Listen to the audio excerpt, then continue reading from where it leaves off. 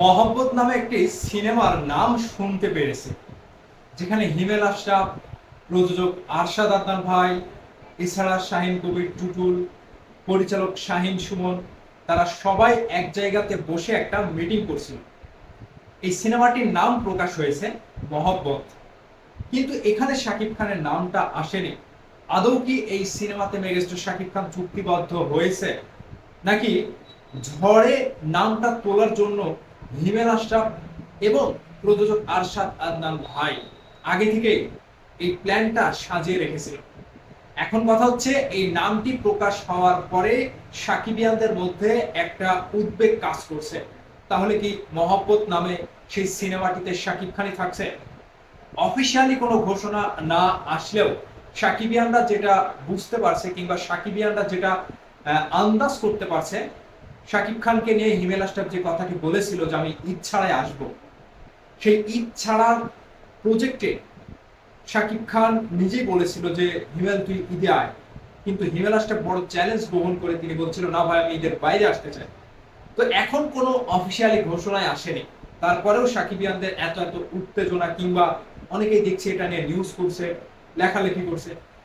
তো আমি একটা কথা বলি কি, প্রযোজনা প্রতিষ্ঠান যদি চায় তাদের বাজেটটা দিয়ে হিমেল আশরাফ যে বাজেটটা চাচ্ছে প্রযোজনা প্রতিষ্ঠানের কাছে, সেটি যদি তারা দেয় এবং মহব্বত যদি শাকিব খানকে নিয়ে তৈরি হয়, তাহলে ভাই বিশাল বড় একটা ধামাকা হবে।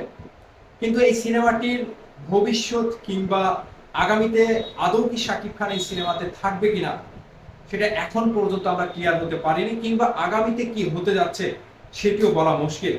যদি হিমেল আশরাফ সেই প্রজেক্টটা শাকিব খানকে নিয়ে করে, তাহলে গল্পের দিক থেকে কিংবা বাজেটের দিক থেকে সেই সিনেমাটি কমার্শিয়াল সিনেমায় প্রিয়তমার থেকে বড় বাজেট দিয়ে করতে হবে। কারণ প্রিয়তমা সিনেমাটি করোনা পরবর্তী সময়ে বাংলাদেশের বিভিন্ন লোকেশনে শুটিং করার পরে সেই বিশাল বড় হাই বাজেটের সিনেমা না হলেও সিনেমাটি ব্লকবাস্টার ইন্ডাস্ট্রি হিট হয়েছিল। ঠিক এই প্ল্যান মাফিক যদি এখন করতে যায়, তাহলে আর হবে না। কারণটা, দর্শকের একটা মুড সুইং ব্যাপার এখন ঘটেছে।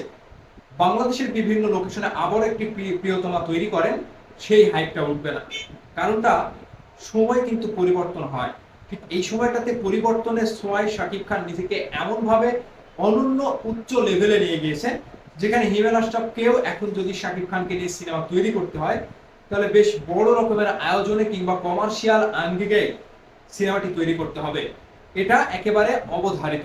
তাছাড়া কিন্তু মহব্বত সিনেমাটি যদি হিমেল আশরাফ তৈরি করে ঠিক প্রিয়তমার মতো ক্যাটাগরিতে, আমার বিশ্বাস এই সিনেমাটি আগের মতো প্রিয়তমার মতো হাইপ তুলতে পারবে না। আর যদি ভিন্ন আঙ্গিকে গিয়ে কিংবা ভিন্ন প্যাটার্নে বেশ বড় কমার্শিয়াল হিসেবে যদি তৈরি করে, তাহলে হবে। এখন দেখা যাক আগামীতে মহব্বত সিনেমাটি মানে আদৌ কি শাকিব খানকে নিয়ে হবে, নাকি অন্য কোনো নায়কের জন্য গল্পটি লেখা, শাকিব খানের কাছ থেকে কোনো মেসেজ আমরা পাই কিনা। সাকিবিয়ানরা অপেক্ষায় থাকবেন, ধৈর্য ধরবেন, ভালো থাকবেন সবাই।